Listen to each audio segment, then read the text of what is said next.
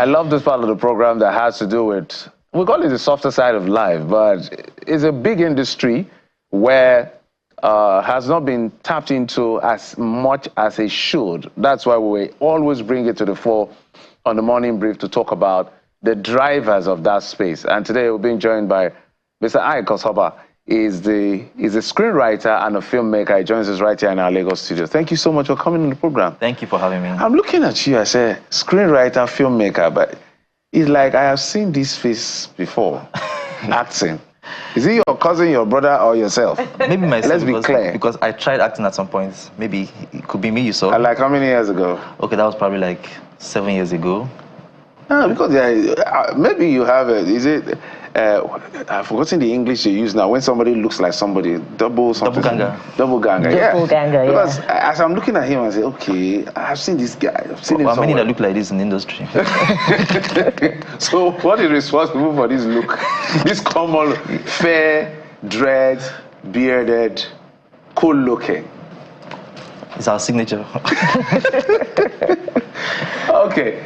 Welcome to Morning Brief, and welcome to Channels Television. Thank you. I like to also talk to people that are not sometimes actors and directors. So the people really do the work, screenwriters, the people responsible for the dialogue, if I'm correct. Yeah. What the actors say, yeah, that gives a narrative for the story. Yeah. So walk us through how you create the language that people can interpret. By that I mean, you're doing a movie and you want to relay a particular narrative. Yeah. How do you sit down to create it to ensure that, okay, this language I'm using here will evoke the essence of what I want to do, or this will be less? How do you determine that?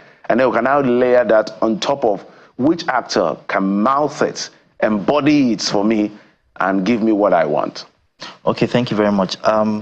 So, I mean, to answer that question effectively, I will just use the example of the latest work I created. So, when I want to start writing, right, of course, you think of your characters, like, who is this person? You have what we call character Bible. Character Bible is the document the writer creates, that talks about the background of the actor, the character. You may not see all these things on screen, but the writer himself knows where this character was born, what kind of childhood this character had, what kind of educational exposure this character has. So when you decide all that, you now say, okay, if my character is an illiterate, for example, or did not go to university, I know that the tenses have to be in a particular way. If the character is Igbo, the choice of language, even though the person speaking English, has to be in a particular way. So you have to, create a world for the character, create a life for the character off the screen, so that you can decide what the character will say per time. So you do that for all the characters, and you now start saying, okay, the emotion of the character, is this character a hot-tempered person? Is this person a romantic person? Whatever choice of emotions will also determine the kind of things. So if somebody is hot-tempered, for example, the way the person will talk, the choice of words, the choice of adjectives will be different. Right? So those are the things you do. Then after you now write it, you now look at, okay, who do I cast for this? Who can fit into this, this human being I've created? So, I mean, many people don't understand the work that goes into writing, but it's deeper. It's deeper than what you just hear on the screen. So that's basically how you create the world. Then you now decide what actor. Sometimes you call for auditions to see different actors try out the lines and see how it works. Or sometimes you just have a picture of an actor in mind. So for example, if I want to write a slapstick comedy and it's an Iyke Apopo kind of thing, I just have them in mind as I'm writing. So I know that I'm going to use Iyke Apopo. I just say, okay, this is what this kind of person will say. Iyke Apopo will not use some kind of language. You understand what I'm saying? So that's how it works. You know. Profound. It reminds me of something that we learned in literature, stream of consciousness narrative technique, where the writer plays God. And, it's also instructive because in the movie space, the actor is celebrated, the director is celebrated, even the producer is celebrated. But I wonder if you agree that, the same kind of recognition is accorded the screenwriter, particularly in awards, in interviews like this. Do you think that the screenwriter has earned the rightful place as the people that bring us the amazing dialogue that we love to watch in movies? Well, I would say it's better than before, but it's still not there yet. The screenwriters still have to be more recognized in terms of negotiations, in terms of recognition. Most times, now I'm a director, although I still write, but in the days when I was just doing writing, sometimes when they make a post about the film coming out, the writer will have to call and say, you didn't put my name, So, but I mean, it's getting a little better now, but these people still forget writers. People they'll just make a post and they will not say, oh, directed by, starring this person, and the writer will have to call and say, my name is not on that post too, So, but except when you get to a level like the top writers that have written blockbusters, that cannot be ignored. But for writers that are just coming or that have not really gotten their blockbuster name, they still have to struggle, even in negotiations. In advanced countries like in Hollywood, writer, there's a system, a structure, and it's a benchmark that you cannot pay a writer less than 5% of your film budget. But of course, it's not like that in Nigeria. You pay the writer, I mean, what to do, please? As the gods pleases. As the gods pleases. Now you're explaining this, sounds like a lot of work. So, because this is the person, besides the action, this is a person that tells us what we will later say in terms of trying to reference a movie, more like singing to a song, because the writer wrote the song.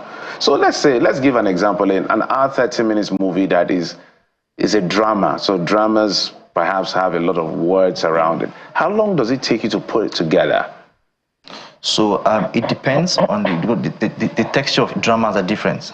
For example, if you're writing something that is quite poetic, for example, maybe you write an epic, where they have to bring in proverbs related to the culture, the research time might be different.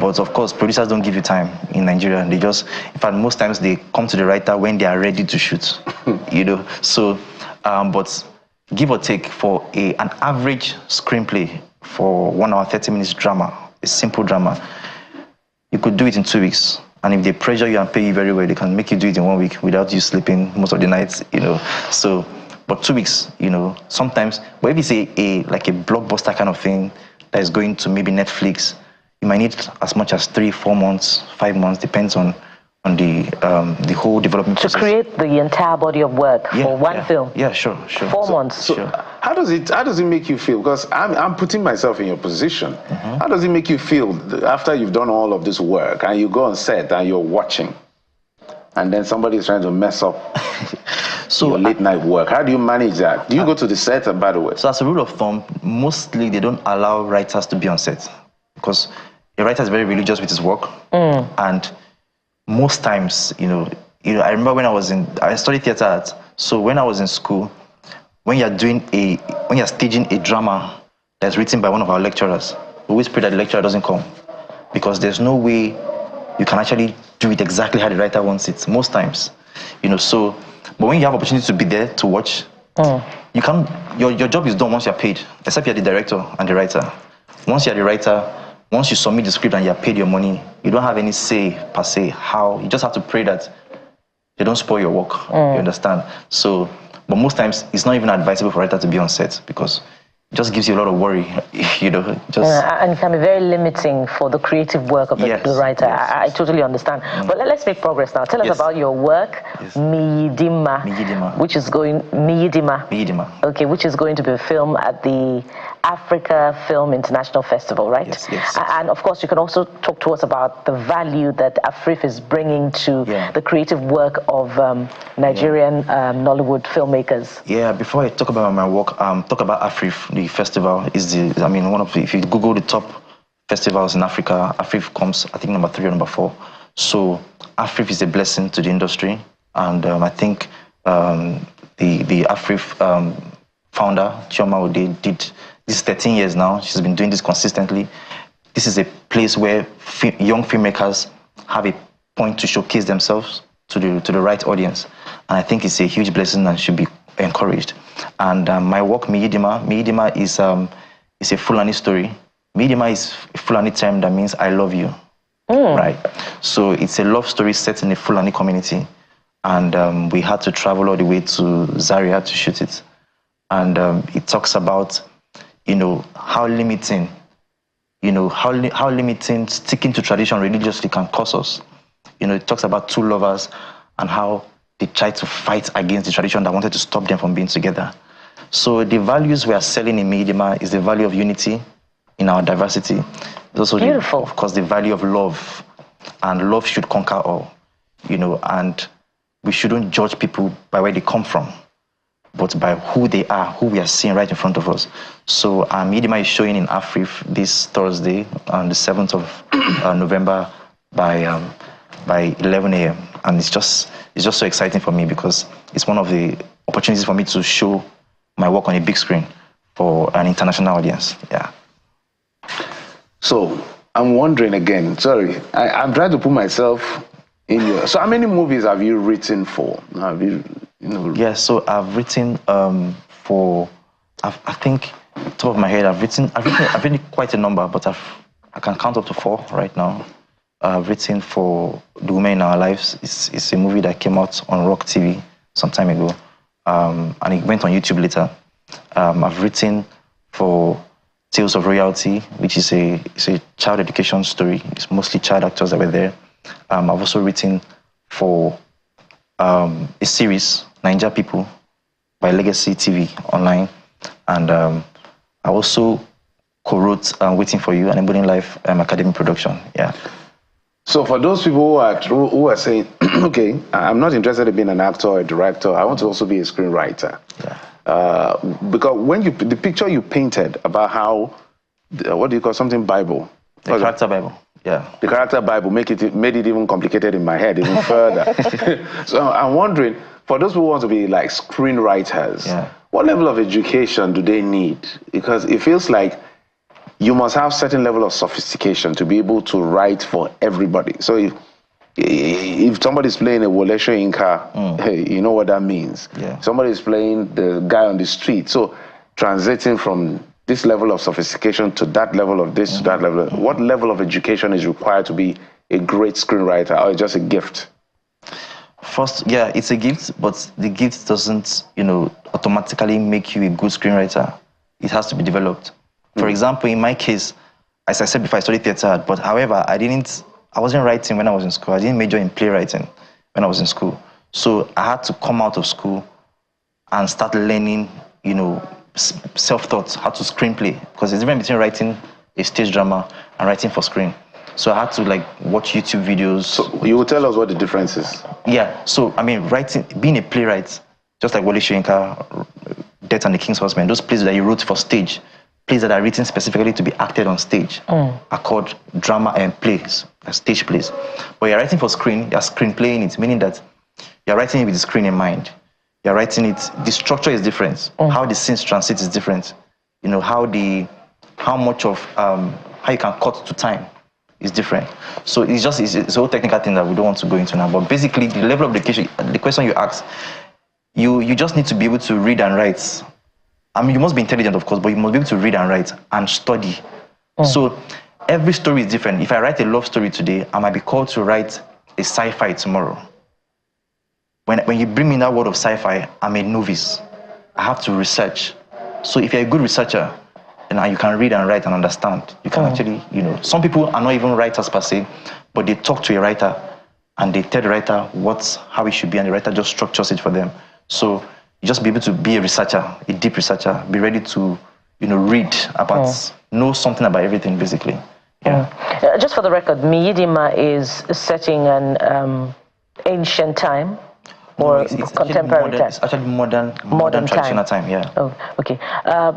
Whether it's ancient or modern, but it seems like there is an abundance of stories of the African narrative that seems to be gaining attention now. As a matter of fact, we hosted a filmmaker some days ago who has produced a movie that has made it into the Oscars as a nomination for the, not the nomination now, a category of the International Feature Film.